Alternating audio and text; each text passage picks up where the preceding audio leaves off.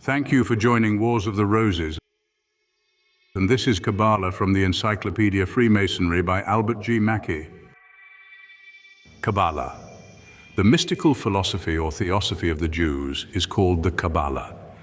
The word is derived from the Hebrew seen here, Kabal, signifying to receive because it is the doctrine received from the elders.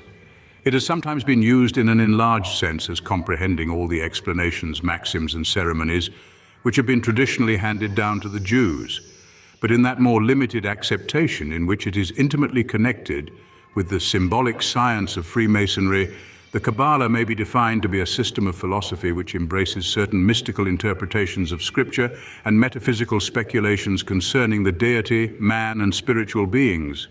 In these interpretations and speculations, according to the Jewish doctors, were enveloped the most profound truths of religion, which, to be comprehended by finite beings, are obliged to be revealed through the medium of symbols and allegories.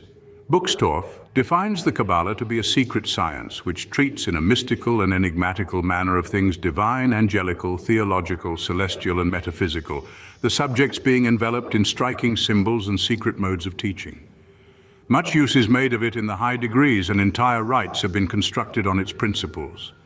Hence it demands a place in any general work on Masonry. In what estimation the Kabbala is held by Jewish scholars, we may learn from the traditions which they teach and which Dr. Ginsburg has given in his exhaustive work, Kabbala, page 84, in the following words: "The Kabbala was first taught by God himself to a select company of angels, who formed a theosophic school in paradise.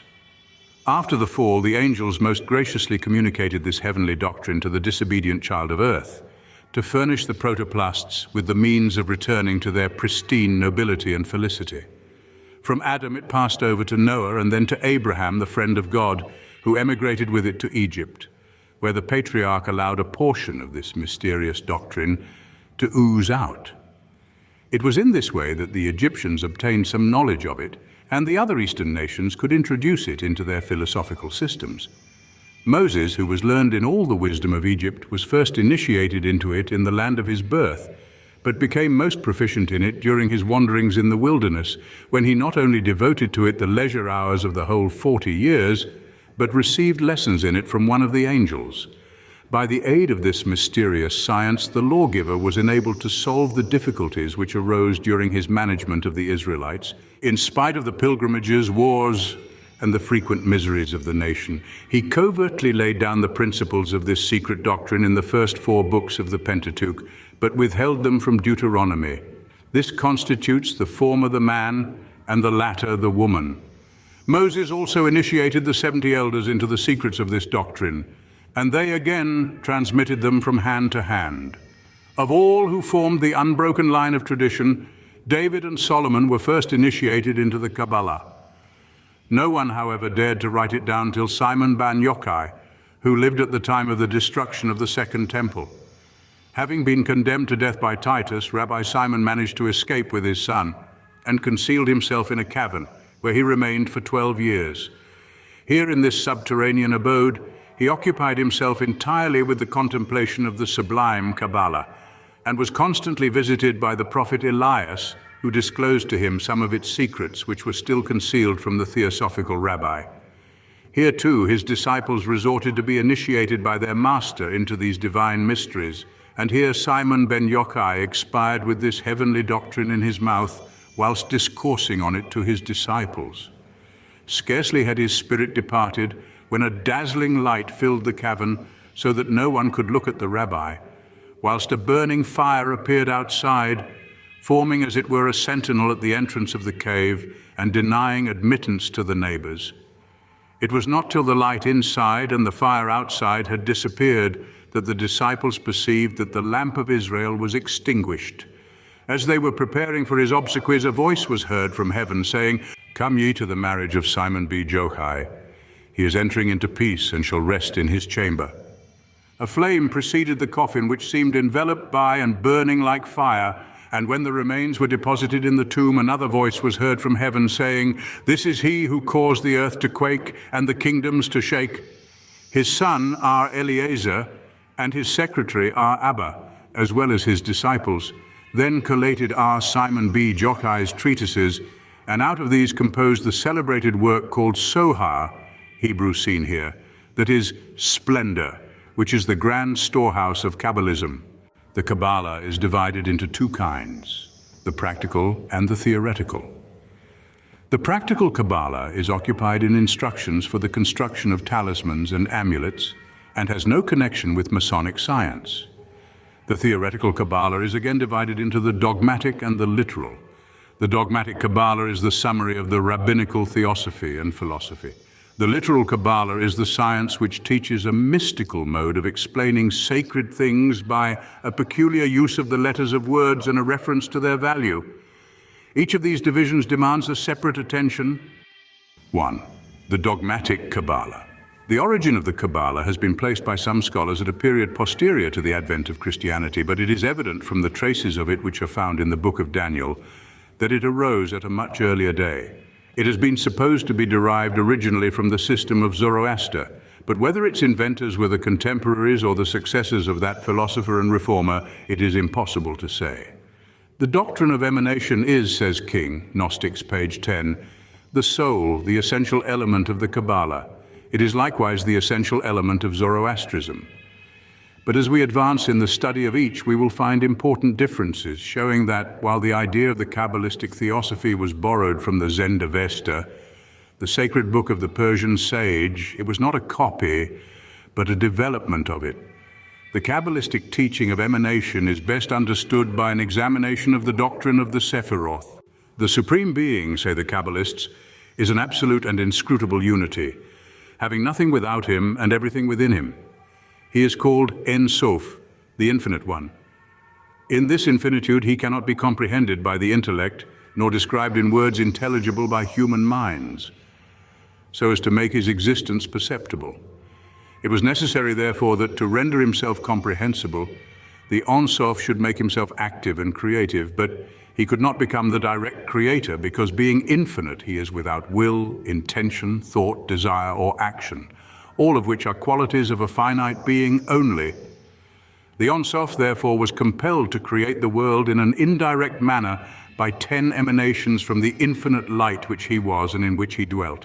These 10 emanations are the 10 Sephiroth, or splendors of the Infinite One, and the way in which they were produced was thus. At first, the En Sof sent forth into space one spiritual emanation. This first Sephirah is called Kether, the crown, because it occupies the highest position. This first Sephirah contained within it the other 9, which sprang forth in the following order. At first, a male or active potency proceeded from it, and this, the second Sephirah, is called Chokmah, or wisdom. This sent forth an opposite, female or passive potency named Bina, or intelligence. These 3 Sephiroth constitute the first triad, and out of them proceeded the other 7. From the junction of wisdom and intelligence came the 4th Sephirah, called chest or mercy. This was a male potency, and from it emanated the 5th Sephirah, named Geburah, or justice. The union of mercy and justice produced the 6th Sephirah, Tifereth, or beauty, and these 3 constitute the second triad. From the 6th Sephirah came forth the 7th Sephirah, Nitzak, or firmness. This was a male potency and produced the female potency named Hod, or splendor. From these 2 proceeded Isod, or foundation, and these 3 constituted the third triad of the Sephiroth. Lastly, from the foundation came the 10th Sephirah, called Malkuth, or kingdom, which was at the foot of all as the crown was at the top. This division of the 10 Sephiroth into 3 triads was arranged into a form called by the Kabbalists the Kabbalaistic Tree, or the Tree of Life, as shown in the diagram here.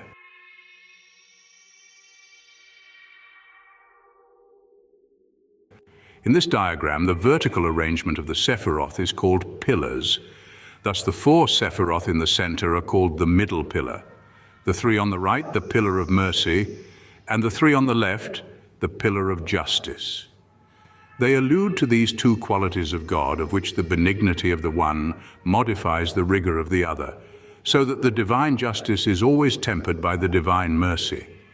C. W. King, in his Gnostics, page 12, refers the right-hand pillar to the pillar Yakin, and the left-hand pillar to the pillar Boaz. which stood at the porch of the temple, and these two pillars, he says, figure largely amongst all the secret societies of modern times, and naturally so. For these Illuminati have borrowed, without understanding it, the phraseology of the Kabbalists and the Valentinians. But an inspection of the arrangement of the Sephiroth will show, if he is correct in his general reference, that he has transposed the pillars. Firmness would more naturally symbolize Boaz or strength, as splendor would Yakin or establishment. These 10 Sephiroth are collectively denominated the archetypal man, the microcosm, as the Greek philosophers called it, and each of them refers to a particular part of the body. Thus the crown is the head, wisdom, the brain, and intelligence, the heart, which was deemed the seat of understanding. These three represent the intellectual, and the first triad is therefore called the intellectual world. Mercy is the right arm, and justice the left arm, and beauty is the chest. These three represent moral qualities, and hence the second triad is called the moral world.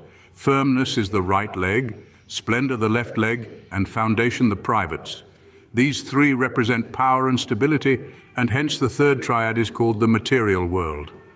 Lastly, kingdom is the feet, the basis on which all stand, and represents the harmony of the whole archetypal man. Again, each of these Sephiroth was represented by a divine name and by an angelic name, which may be thus tabulated as seen here.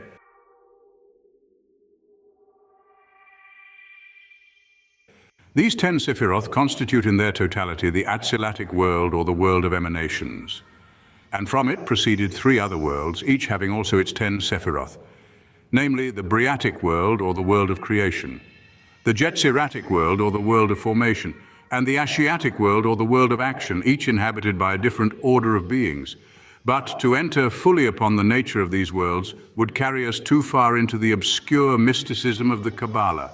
These 10 Sephiroth, represented in their order of ascent from the lowest to the highest, from the foundation to the crown, forcibly remind us of the system of mystical ladders which pervaded all the ancient as well as the modern initiations. The Brahmanical ladder of the Indian mysteries, the ladder of Mithras, used in the Persian mysteries, the Scandinavian ladder of the Gothic mysteries, and in the Masonic mysteries, the ladder of Kadosh, and lastly, the theological ladder of the symbolical degrees. 2. The literal Kabbala. This division of the Kabbala being, as has already been said, occupied in the explanation of sacred words by the value of the letters of which they are composed, has been extensively used by the inventors of the high degrees in the symbolism of their significant words. It is divided into 3 species: gematria, notarikon, and temura. 1. Gematria. This word, which is evidently a rabbinical corruption of the Greek geometria, is defined by Buxtorf to be a species of the Kabbala, which collects the same sense of different words from their equal numerical value. The Hebrews, like other ancient nations having no figures in their language, made use of the letters of their alphabet instead of numbers, each having a numerical value. Gematria is therefore a mode of contemplating words according to the numerical value of their letters. Any 2 words, the letters of which have the same numerical value, are mutually convertible, and each is supposed to contain the latent signification of the other. Thus the words in Genesis 49:10, Shiloh shall come, are supposed to contain a prophecy of the Messiah, because the letters of Shiloh shall come and of Messiah both have the numerical value of 358 according to the above table. By gematria, applied to the Greek language, we find the identity of Abraxas and Mithras, the letters of each word having in the Greek alphabet the equal value of 365. This is by far the most common mode of applying the literal Kabbala. 2. Notarikon is derived from the Latin notarius, a shorthand writer or writer in cipher. The Roman notarii were accustomed to use single letters to signify whole words with other methods of abbreviation by marks called note. Hence, among the Kabbalists, notarikon is a mode of constructing one word out of the initials or finals of many, or a sentence out of the letters of a word, each letter being used as the initial of another word. Thus of the sentence in Deuteronomy 30:12, who shall go up for us to heaven, in Hebrew. The initial letters of each word are taken to form the word circumcision, and the finals to form Jehovah. Hence it is concluded that Jehovah hath shown circumcision to be the way to heaven. Again, the 6 letters of the first word in Genesis, in the beginning, are made use of to form the initials of 6 words which constitute a sentence signifying that in the beginning God saw that Israel would accept the law. 3. Temura is a rabbinical word which signifies permutation. Hence, Temura is a Kabbalistic result produced by a change or permutation of the letters of a word.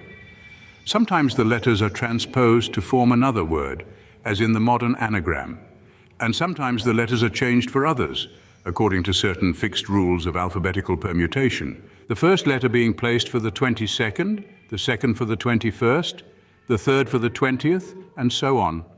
It is in this way that Babel is made out of Shishak, and hence the Kabbalists say that when Jeremiah used the word Shishak, 25:26, he referred to Babel. Thank you for watching, and please don't forget to share, like, subscribe, and comment, and if you can, please consider donating to Wars of the Roses. Links to PayPal and Patreon are in the description. Thank you so very much.